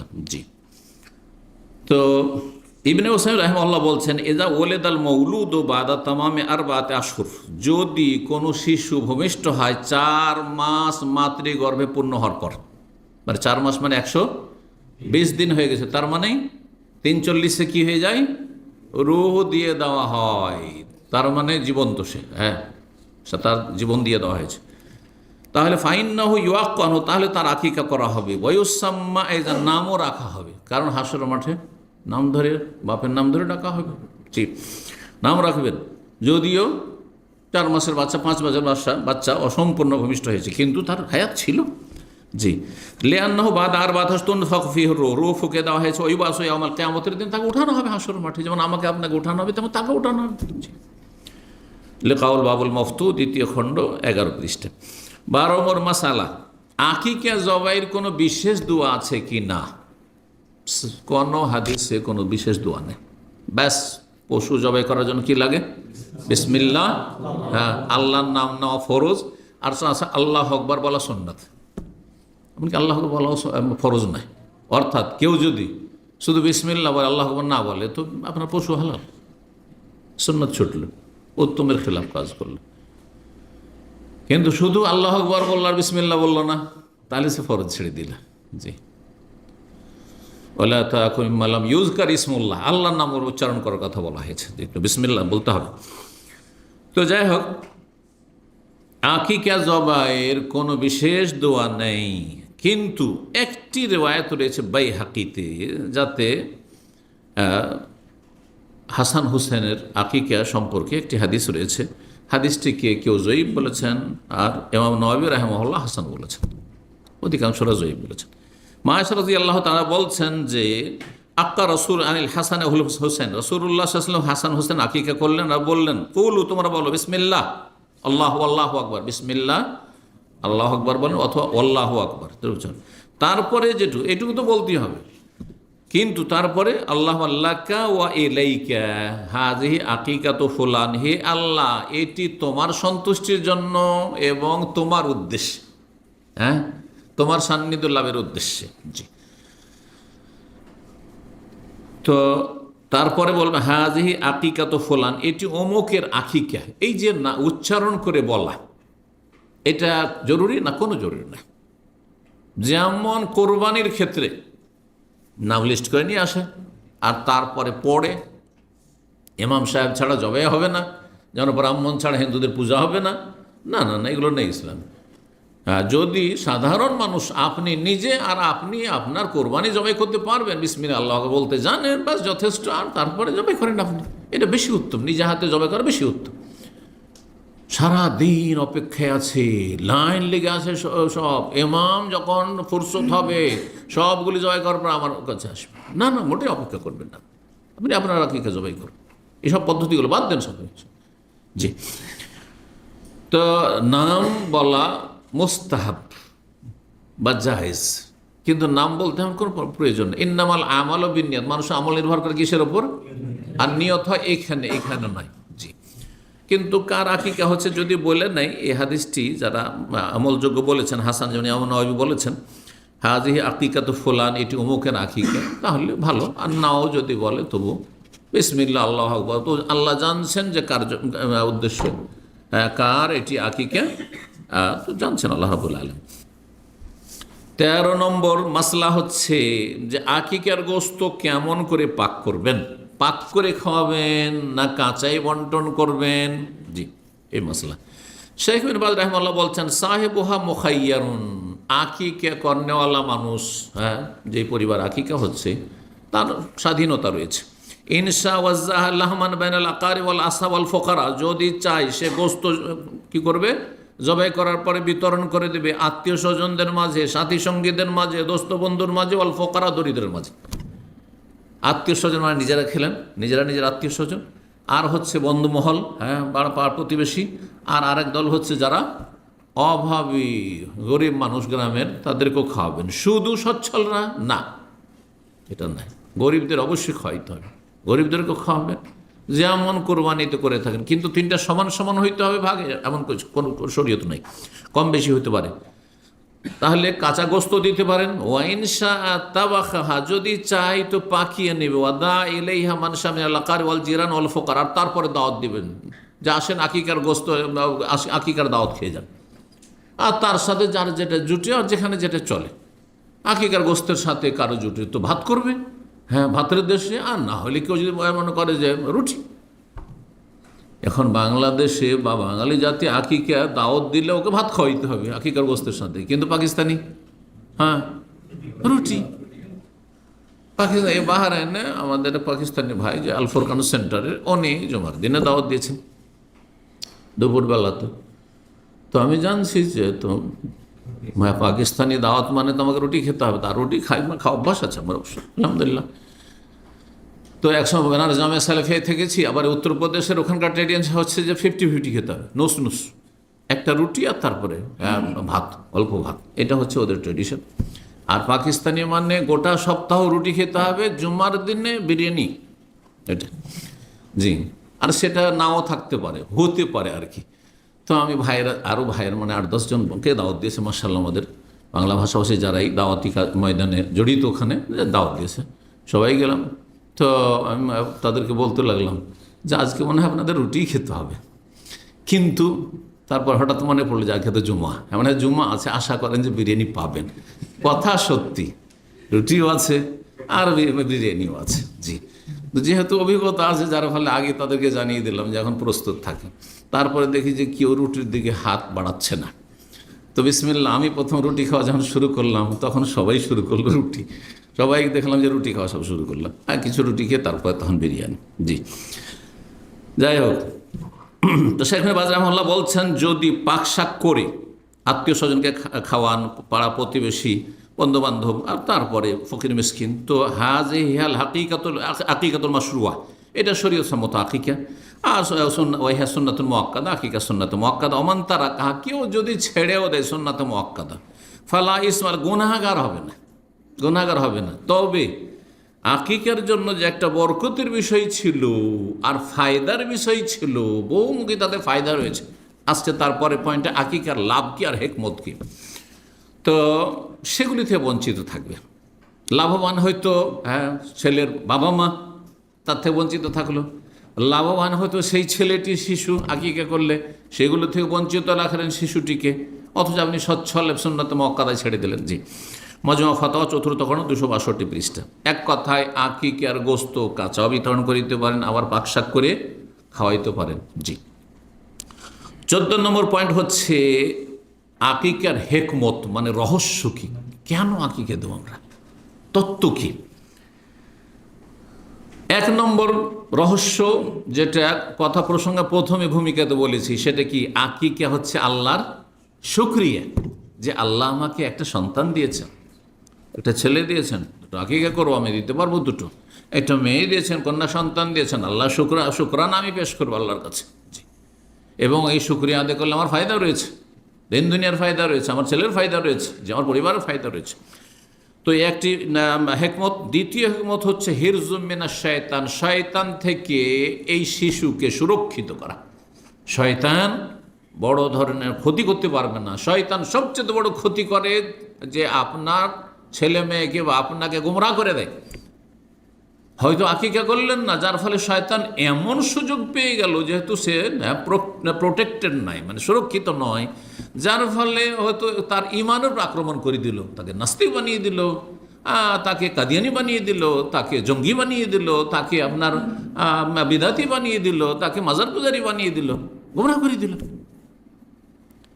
আর দুনিয়ারও ক্ষতি করতে পারে, শারীরিকভাবে ক্ষতি করে দিল, কোনো অঙ্গহানি হয়ে গেল, এগুলো হইতে পারে, প্রতিবন্ধী হয়ে গেল। অনেক ছেলে মেয়েরা সুস্থ ভূমিষ্ঠ হচ্ছে, তার উপরে প্রতিবন্ধী হয়ে যাচ্ছে। হতে পারে যে আকিকা করলে আপনার শয়তানের অনিষ্ট থেকে সুরক্ষিত থাকতে বহুমুখী লাভ রয়েছে। তো হেকমত এখন আলোচনা করছি, লাভ পরে আসছি। শয়তান থেকে সুরক্ষিত করা, ইবনুল কাইয়িম রাহিমাহুল্লাহ বলছেন যে ওয়াফিহা সিররুন বাদিউন, এই আকিকাতে বড়ই আজব বিস্ময়কর রহস্য তত্ত্ব রয়েছে। মৌরুসুন আনফেদা ইসমাইল বিল কাবশি, যেটা আমরা পেয়েছি পরম্পরা ইসমাইল নবী আলাইহিস সালাতু সালামের জীবনের মুক্তিপণ থেকে, যে আল্লাহ রাব্বুল আলামিন জবাই করার নির্দেশ দিলেন যে কি করো, তুমি তোমার ছেলেকে কি করো, জবাই করো ইব্রাহিম আলাইহিস সালামকে। এখন এই ছেলেকে আল্লাহ মুক্ত করলেন, ছেলের জীবনকে রক্ষা করলেন কি দিয়ে, জান্নাত থেকে দুম্বা পাঠিয়ে। তো এটা আমরা জানতে পারি। ফাসারা সুন্নাতান ফি আওলাদিহি বাদাহু, তারপরে সেই আদর্শটি থেকে গেছে যে আইয়াফদি আহাদুহুম ইনদা ওয়ালাদাতিহি বিযাবহিন, যখন বাচ্চা শিশু ভূমিষ্ঠ হবে তখন তার জীবনের একটি পণ পেশ করবে বা মুক্তিপণ পেশ করবে। ওয়ালা ইউস্তানকারু আন ইয়াকুনা হাযা হিরজাম লাহু মিনাশ শাইতান, আর কোনো দূরের কথা বিচিত্র নয় যে এটি শয়তান থেকে সুরক্ষা করার একটি গুরুত্বপূর্ণ ব্যবস্থা বাদা বিলাদ, তার ভূমিষ্ঠ হওয়ার পরে।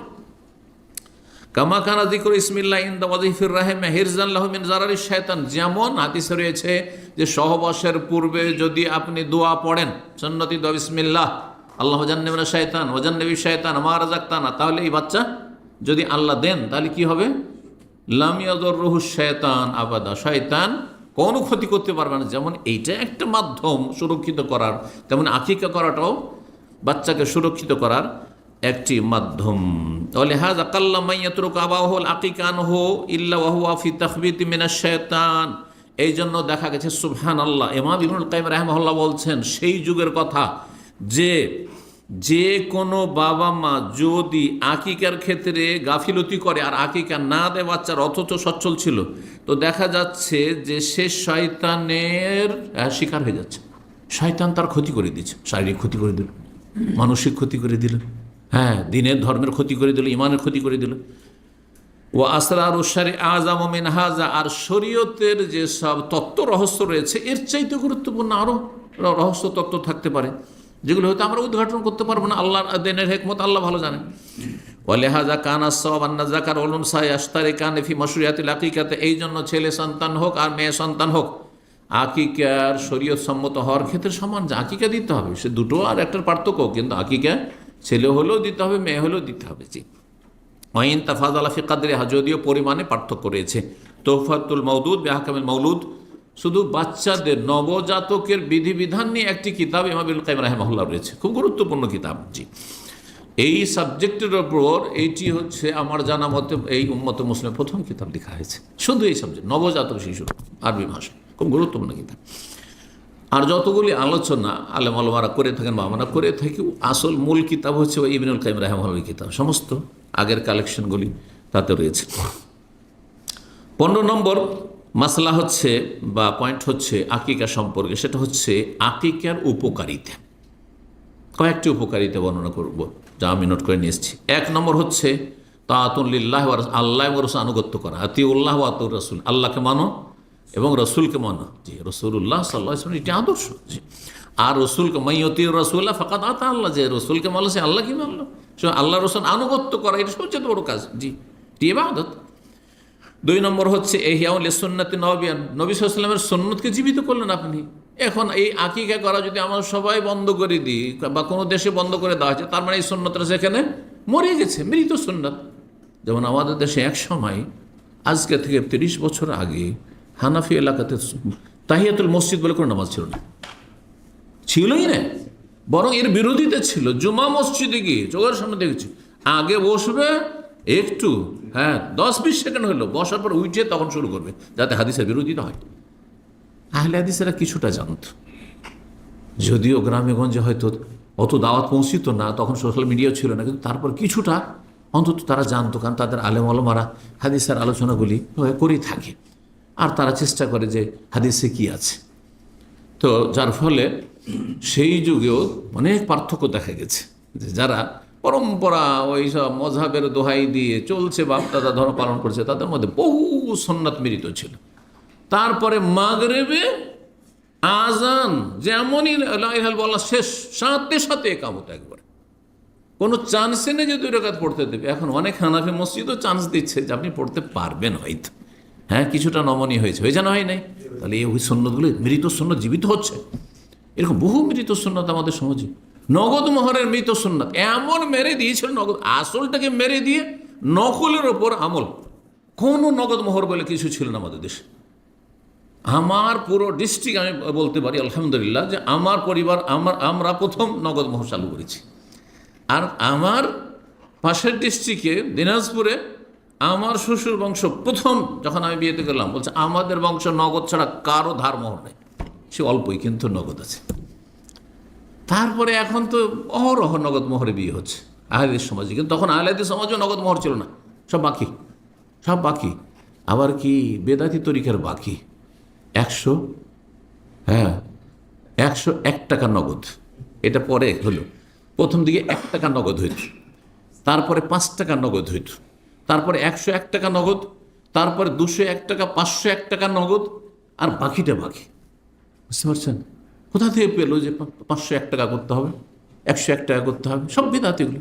জি, তো যাই হোক, আসল বিষয় দিয়ে ফিরে, সুন্নতকে জীবিত করা। যেই সব দেশে কোনো সুন্নত নেই রসুলের, সেই সুন্নতের গুরুত্ব সেখানে বেশি, সুন্নতের গুরুত্ব সেখানে বেশি। পারলে করবেন, কিন্তু যদি দেখেন যে ঝামেলা বাঁধবেন না, সেগুলোতে বেঁচে থাকবেন, মারামারি কলহ থেকে বেঁচে থাকবেন। 3 নম্বর রহস্য হচ্ছে ফাক্কুন রেহানিল ওয়ালিদ। এই যে দায়বদ্ধ রয়েছে আকিকার সাথে, বাচ্চাকে কি কথা থেকে মুক্ত করা। জি, আর এর ফিদিয়া, তার জীবনের পণ আল্লাহর কাছে পেশ করা, যে আল্লাহ, আমি আমার এই ছেলে বা মেয়ের একটি প্রাণ তুমি দিয়েছো, তার বদলে একটি প্রাণ আমি তোমার সন্তুষ্টের জন্য কোরবানি করলাম, জবাই করলাম। কোরবান মানে আল্লাহর সান্নিধ্য লাভের জন্যই করে, কোরবান নয়। কোরবান করা আসলে মানে আল্লাহ সন্তুষ্টের জন্য আমি উৎসর্গ করলাম, জবাই করলাম। সুতরাং আমার ছেলে মেয়েটিকে তুমি কি করিও, রক্ষা করিও। জি, ফিরিয়ে। 4 নম্বর হচ্ছে যে এই ওসিলাতে বেশ কিছু মানুষকে খাওয়াইলেন। মুসলিম যে কোনো ভাই বোনকে খাওয়াইলে নেকি রয়েছে। জি, তার মধ্যে যদি আপনি দিনদার লোককে খান আরও নেকি, গরিবকে খাওয়ান, গরিব দিনদারকে খাওয়ান তো ধনী সচ্ছল দিনদারের চাইতে বেশি নেকি। জি, পরেশগার লোকদেরকে খাওয়াইলেন, যেটা জান্নাতে যাওয়ার মাধ্যম। জান্নাতে যাওয়ার ক্ষেত্রে নবী সাল্লাল্লাহু আলাইহি ওয়াসাল্লাম কি বলেছেন, যে কয়েকটা কাজ যারা করবে তারা সহিহ সালামত জান্নাতে যাবে। তার মধ্যে আমার তো যে খাবার খাওয়াবে, অন্ন দান করবে। আপনার এই আকিকার মাধ্যমে মানুষকে খাওয়ানো হলো, না হলে দাওয়াত টাওয়াত দেওয়া হয় না সাধারণত। সে যে দাওয়াত কয়জন দেয়, কিন্তু আকিকার দাওয়াত দিবেনই আপনি। জি, এই দাওয়াত হয়ে গেলে ওসিলে। 5 নম্বর রহস্য হচ্ছে আল্লাহর রাহে কিছু খরচ করলেন আপনি, সাদাকা হইল আপনার। যাতে মহাপুরস্কার রয়েছে আল্লাহর পক্ষ থেকে। 6 নম্বর রহস্য হচ্ছে যে এতে সামাজিক সংগতি বহাল থাকে, সমাজের সুসম্পর্ক বহাল হয়। এই আকিকা করলেন, আকিকা করে একটু একটু করে যখন গোস্ত গেল, গরিব গ্রামে বছরকে বছর গোস্ত দেখতে পায় না গরিব মানুষ। এমন এমন গ্রাম আছে গোটা বছর ওই কোরবানিতে গোস্ত খাইতে পায় না। আপনার আকিকার ওসিলাতে 2-4-5 টুকরা গোস্ত পেল, সেই গোস্তটা একটু ঝোল করে তার বাড়িতে ছেলেমেয়েরা গোস্ত খেলো, আর সচ্ছল লোক হলে একটা সংগতি, একটা আন্তরিকতা আসলো। যে একটা দূরত্ব হইতে চলো, অনেকের মনোমালিন্য চলো গোস্তটা দিতে গেলে। কেন ওই ছোট মনের লোকেরা কেন গোস্ত ফিরিয়ে দেয়? কারণ তোমার সাথে সম্পর্ক রাখবো না। জানেন না গ্রাম অঞ্চলে এত ছোট মন মানুষের, যে ঝগড়া হয়ে গেছে বা কোনো মনোমালিন্য হয়েছে, আচ্ছা তোকে পাবো, থাম, কোরবানির গোস্ত দিতে আসবি না, তখন দেখবো তোকে। আকিকার গোস্ত দিতে আসবি না, তখন দেখবো। বিয়ের দাওয়াত দিতে আসবি, তখন দেখবো। বিয়ের দাওয়াত নেবো না তোর, তারপর আকিকার গোস্ত ঘুরিয়ে দেবো, নেবো না, ওই কোরবানির গোস্ত ঘুরিয়ে দেবো। আউযুবিল্লাহ, এইসব গ্রামীণ সমাজ, কুসংস্কার এগুলো। মন এত ছোট একেবারে। আল্লাহ হেদায়েত দান করুন, মনটাকে বড় করুন। উপেক্ষা করতে শিখুন, ইগনোর করা, ইগনোর ছাড়া ইসলাম কায়েম হয় না। উপেক্ষা করতে হবে। মানুষ ভুলে ভরা, আমারও ভুল আছে, আপনারও ভুল আছে। সুতরাং আমার ভুলে কে ছাড় দেবে যখন আপনাদের ভুলে ছাড় দেবো না? অবশ্যই ছাড় দিতে হবে। মেজর বড় বড় ভুল হচ্ছে, চরম অন্যায় হয়ে যাচ্ছে, প্রকাশ্যে পাপ হচ্ছে, তখন সেই ক্ষেত্রে ছাড় দেওয়া যাবে না। হয়তো যতদূর পারবো তখন অ্যাকশন দেব। কিন্তু গোপনে কিছু হচ্ছে, লুকিয়ে হচ্ছে, ছোটোখাটো কিছু হচ্ছে, ভুল ত্রুটি কিছু হয়ে গেল, একটু আমার সাথে বেয়াদবি করলো, না, ছাড় দিতে হবে। জি, আল্লাহর উপর তৌফিক দান করুন। কথা লম্বা হয়ে যাচ্ছে, আর মাত্র কয়েকটা পয়েন্ট রয়েছে। জি, 16 নম্বর চলে এসেছি, তাই না? 16 নম্বর মাসলা হচ্ছে 7ম দিনে যখন আকিকা করবেন তখন শিশুর মাথা মুন্ডন করবেন। শিশুর কি করবেন? মাথা মুন্ডন করবেন। জি, আর 17 নম্বর হচ্ছে মাথা মুন্ডন করে যে চুল হবে সেই চুল পরিমাণ চাঁদি দান করবেন। এই চাঁদির কথায় হাদিসে এসছে, এই জন্য ইমাম আহমদ বিন হাম্বল বা হাম্বলি মাযহাবে চাঁদির কথাই রয়েছে, কিন্তু কিছু কিছু মাযহাবে চাঁদিও দিতে পারে অথবা স্বর্ণ দিতে পারে। জি, জায়েজ রয়েছে, ওলামারা বলেছেন। বেশি দিল সাদাকা আপনি কম না দিয়ে বেশি দিলেন, আপনার হয়তো সুন্নত ছিল হয়তো চাঁদি অল্প, চাঁদি তো অল্প খরচ রূপাতে, কিন্তু স্বর্ণ দিলে বেশি। আর সেটা 1 দিরহাম মানে 4 আনা পরিমাণ, 1 ভরি, বুঝেন তো, 1 ভরির 4 আনা, 1 দিরহাম মানে 4 আনা সাধারণত হয়ে থাকে। তো 4 আনার বেশি ওজন হবে না, মানে 1 ভরির 4 ভাগের 1 ভাগের বেশি সাধারণত ওজন হবে না। এই মর্মে 2টো হাদিস রয়েছে। একটি হাদিসে রয়েছে যে 7ম দিনে আকিকা দেবে, আর 7ম দিনে আকিকা জবাই করে নাম রাখবে, ওয়া ইউহলাকু রাসু, মাথা মুন্ডন করবে। হাদিসটি মুসনাদ আহমদ আল্লামা আলমে সহিহ বলেছেন। আর একটি হাদিস আলী রাদিয়াল্লাহু বর্ণনা করেছেন, রাসূলুল্লাহ আকিকা করেন হাসানের, আর ফাতেমাকে বললেন রাদিয়াল্লাহু মেয়েকে, ইহলাকি রাসাহু, মাকে বললেন, বাচ্চার মাকে, মাথা মুন্ডন করো। ওয়া তাসাদ্দাকি বেজানাতে শারি ফিদ্দাতান, আর তার চুল পরিমাণ, বাচ্চার চুল পরিমাণ কি করো? চাঁদি, রূপা সাদকা করো, যেটি সুন্নত, ওয়াজিব নয়। এই কাজগুলি কি? সুন্নত, মুস্তাহাব। জি, বলছেন ওয়াজানতুহু, ফাতেমা রাদিয়াল্লাহু বলছেন আমি ওজন করলাম, ফাকানা ওয়াজনুহু দিরহামান, ওজনটা 1 দিরহাম মানে 1 ভরি 4 আনা হলো, অথবা আও বাজা দিরহাম, 4 আনার চাইতে কম। জি, দিরহামের কিছুটা অংশ। মুসনাদ আহমদ হাদিসটি রয়েছে, আল্লামা আলবানী হাদিসটিকে হাসান বলেছেন। কতটি পয়েন্ট হয়েছে? 17টি হয়ে গেছে, তাই না? 18 নম্বর হচ্ছে একটি পরিত্যক্ত সুন্নত। নবজাতক শিশুর বা আকিকার ক্ষেত্রে, আকিকার সময় একটি সুন্নত রয়েছে, যে সুন্নতটি হচ্ছে যে বাচ্চার মাথা মুন্ডনের পরে যে মাথা নেড়া হয়ে আছে সেটাতে জাফরান মাখিয়ে দেওয়া। জাহিলি যুগের কাফেরদের বিরোধিতা, কাফেররা কি করতো? আকিকার গোস্ত, পশুর গোস্ত দিয়ে কি করতো?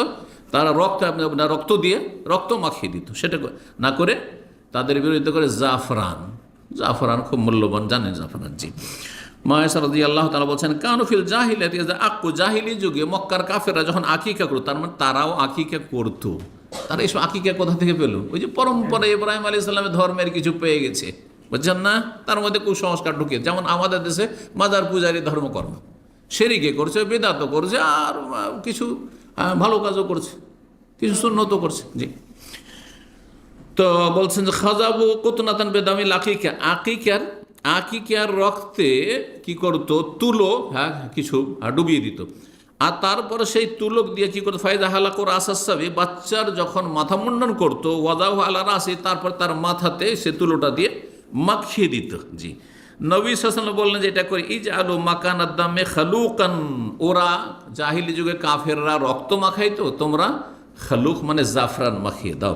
হাদিসটি ইবনে হিব্বানে রয়েছে, আল্লামা আলবানী সিলসিলা 463 নম্বর হাদিসটিকে সহি বলেছেন। তাহলে এটি সুন্নাত, সাধারণত আমল করা হয় না। আরও এই মর্মে বোরাইদা থেকেও হাদিস রয়েছে, যাতে রয়েছে ওয়ান্নাহালে কোরাসাহু, আমরা বোরাইদা বলছেন কুন্নাফিল জাহিলিতে যুগে ইজা ওয়ালিদ আল ইহাদানা গোলামুন, কারো বাচ্চা জন্ম হইলে জাবাহা শাতান, একটি বকরি জবাই করতো, ওয়ালা তাখা রাসাহু বিদামিহি, আর তার মাথাটাকে রক্ত মাখিয়ে দিত।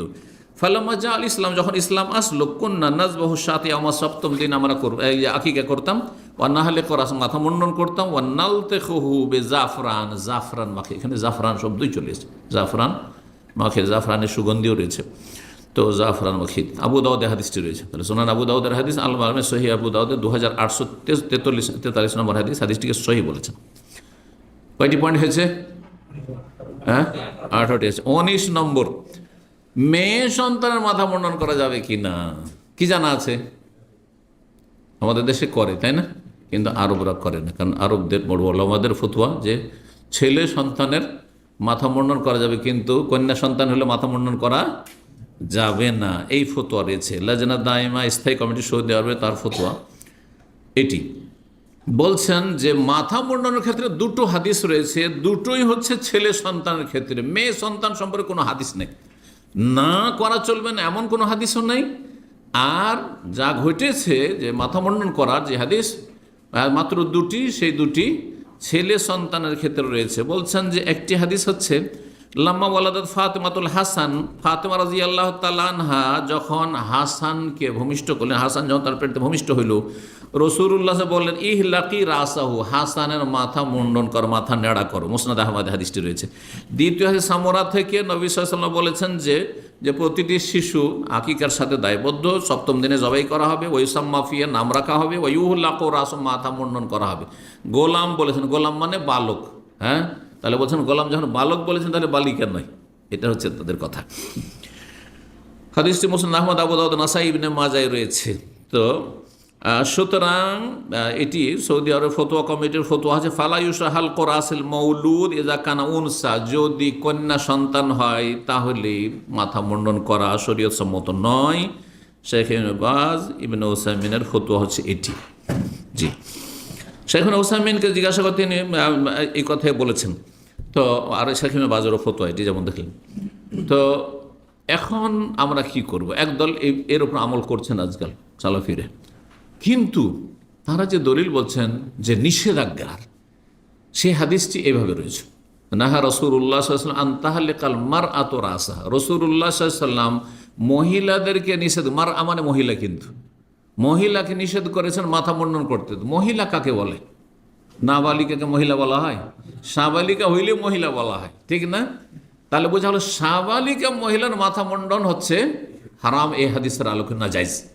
কিন্তু ছোট শিশু মাতৃগর্ভে ভূমিষ্ঠ হয়েছে, এই যে মাথার চুল নিয়ে, সেটা আজার অন্তর্ভুক্ত। আর হাদিসে রয়েছে ইউমাতু আনহুল আযা, সপ্তম দিনে তার যে কষ্টদায়ক বস্তু বা নোংরা বস্তু রয়েছে, ময়লা আবর্জনা, সেগুলি পরিষ্কার করতে হবে। সুতরাং এটার দাবি অনেক ওলামারা বলছেন যে ছেলে সন্তান হোক অথবা মেয়ে সন্তান হোক মাথা মুন্ডন করবেন, এতে চুলের অবস্থাটাও ভালো হবে, যেটা আমাদের অভিজ্ঞতায় বলছে চুলের অবস্থা ভালো হবে। সুতরাং কোনো অকাট্য দলিল যেহেতু আমাদের কাছে নেই যে কন্যা সন্তানের মাথা মুন্ডন একেবারে নাজায়েজ, সুতরাং যদি মনে করে যে পরিবারের লোকেরা যে আমার কন্যা সন্তানের চুলগুলো ভালো করার জন্য যাতে ভালো হয়ে আসে, সেই জন্য মাথা মুন্ডন করব ছোট অবস্থায়, তো জায়েজ রয়েছে, যদিও ছেড়ে দেওয়াটা বেশি ভালো বা সতর্কতা, আল্লাহু তাআলা আলাম। জি, তো এই ক্ষেত্রে তাহলে আমি ফতোয়া, জি, অন্যটিকে আমি প্রাধান্য দিলাম যে কন্যা সন্তানের মাথা মুন্ডন, জি, জায়েজ রয়েছে যতক্ষণ ছোট রয়েছে, বিশেষ করে প্রথম সপ্তম দিন। আচ্ছা, সপ্তম দিন অনেক সময় চামড়া নরম থাকে, ক্ষতির আশঙ্কা থাকে, মাথা মুন্ডন করতে না জানলে যাকে মাথা মুন্ডন করা ঠিক হবে না, ক্ষতি হইতে পারে, তাহলে এটা বিলম্ব করতে পারেন, একটু বড় হয়ে যাক, 14 দিন 21 দিন বা তারপরে করেন, কোনো অসুবিধা নেই। জি, কতটি মাসলা হয়েছে? 19 হয়ে গেছে। সর্বশেষ মাসলা সেটা হচ্ছে নবজাতকের খাতনা করা, আমাদের দেশে খাতনা করা, আল্লাহ আকবার, এক সময় খাতনা করা হয়তো সাবালক হইতে চলেছে, আর তারপরে ও জানতে পেরেছে যে আজকে ওস্তাদ আসবে। আপনারা কি বলেন? ওস্তাদ আসবে। সুতরাং ও এমন পালিয়েছে, কোথায় যে লুকিয়েছে, মাটির কুঠির তলায় কোথাও লুকিয়েছে, টেনে নিয়ে এসে ছেঁচড়ে নিয়ে আসছে, ওরা খাটের তলায় লুকিয়ে গেছে, ওই ভুষার ঘরে যে গরুর ভুষির ঘর আছে তাতে লুকিয়ে গেছে, এখান থেকে টেনে হেঁচড়ে তাকে ধরে নিয়ে আসছে, পালিয়ে বেড়াচ্ছে সে। আস্তাগফিরুল্লাহ ওয়া আতুবু ইলাইহ। হ্যাঁ, আউযুবিল্লাহ। তো বড় হওয়ার পরে খাতনা করা ঠিক নয়, একবারে যত ছোটতে করবেন তত বেশি ভালো। বরং সুন্নত মুস্তাহাব হচ্ছে সপ্তম দিনে কি করা? খাতনা করা। এই সপ্তম দিনে খাতনা করা সম্পর্কে হাদিস শুনেন। জাবের রাদিয়াল্লাহু বলছেন, আক্কা রাসূলুল্লাহ আনিল হাসানে আল হুসাইনে, রাসূলুল্লাহ সাল্লাল্লাহু আলাইহি ওয়াসাল্লাম হাসান হোসেন আকিকা করলেন। ওয়া খাতানাহুমা লিসাবআত আইয়াম, সপ্তম দিনে খাতনাও করেছেন, সপ্তম দিনে খাতনা করেছেন। এই জন্য এইখানে বাচ্চারা যখন হাসপাতালে থাকে তখনই জিজ্ঞাসা করে, যখন বাচ্চা ভূমিষ্ঠ হইল, আপনি যখন হসপিটালে তখন জিজ্ঞাসা করে যে খাতনা করবেন? খাতনা করলে সাথে সাথে একটা অ্যাপয়েন্টমেন্ট দিয়ে, সপ্তম দিনের আপনার অ্যাপয়েন্টমেন্ট দিয়ে দেবে, আর জান আপনি সপ্তম দিনে খাতনা করে। এতে ফায়দা যে বেশি রক্তক্ষরণ হবে না, বাচ্চাটা বেশি কষ্ট পাবে না, আর তারপরে বাচ্চা ক্ষতিও কম হবে, শারীরিকভাবে সব দিক থেকে ভালো। ছোটোতে এই কাজটি হয়ে গেল, আর সুন্নত কায়েম হলো। বাইহাকিতে হাদিসটি রয়েছে। ইবনে আব্বাস রাদিয়াল্লাহু তাআলা মতে আরেকটি হাদিস, সাবআতুম মিনাস সুন্নাহ ফিস সাবি, শিশুদের ক্ষেত্রে 7টি সুন্নত রয়েছে ইয়াম সপ্তম দিনে, 7টি সুন্নত। 1 নম্বর বলছেন নাম রাখা হবে, ওয়ায়ুখতানু, খাতনা করা হবে, ইউমাতু আনুল আযা, আর তার ময়লা আবর্জনা দূর করা হবে, মানে মাথা পরিষ্কার করা ইত্যাদি, বা যে বাচ্চা ভূমিষ্ঠ হওয়ার সময় যে ময়লা আবর্জনা শরীরে থাকে সেগুলো পরিষ্কার করা। ওয়ায়ুসকাবু উযনুহু, কান ফোড়া, যদি মেয়েদের যদি হয় তো কান ফোড়া। ওয়ায়াক্কু আনহু, আকিকা দেওয়া হবে। ওয়ায়ুহলাকু রাসহু, মাথা মুন্ডন করা হবে। ওয়ায়ুলতাখু বিদামি আকিকাতিহি, আর তার আকিকার রক্ত মাখানো হবে। এটা জাহিলিয়াতের যুগে করতো, সেটা না করে কি করবেন? জাফরান। ওয়ায়াতাসাদ্দাকু বিওয়াজনি শারিফি রাসি যাহাবান আও ফিদ্দা, তারপরে তার মাথার যে চুল, সেই চুল পরিমাণ স্বর্ণ কিংবা চাঁদি, এইখানে স্বর্ণ কিংবা চাঁদি এসছে। এই জন্য শাফেঈ এবং মালিকি মজহাবের ওলামারা বলছেন, এই দুই মজহাবে, যে স্বর্ণ দিলে ভালো, আর চাঁদি দিলেও দেওয়া যেতে পারে এই হাদিসের আলোকে। কিন্তু প্রসিদ্ধ যে হাদিসে তাতে চাঁদির কথা রয়েছে, একটু আগে যে হাদিসটি বললাম, সেই জন্য হানাবেলা সেটাই বলছেন, আর সেটা কি শক্তিশালী বলছেন মত। তাবরানীতে এই হাদিসটি রয়েছে। তো এই ছিল সর্বশেষ আলোচনা, আর এখানে আলোচনা শেষ করছি। জাযাকুমুল্লাহ খাইরান। আল্লাহ রব্বুল আপনাদেরকে নেক জীবন দান করুন। আল্লাহ রব্বুল আলমিন আপনাদের জীবনে বরকত দান করুন।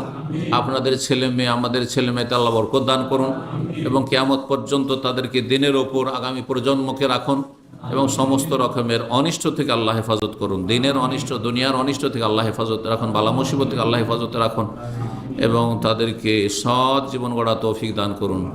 আর আল্লাহ রাব্বুল কাছে দোয়া করে আল্লাহ মুসলিম উম্মার কল্যাণ করুন, সম্মানিত করুন, দিনের দিকে ফিরে আসার তৌফিক দান করুন।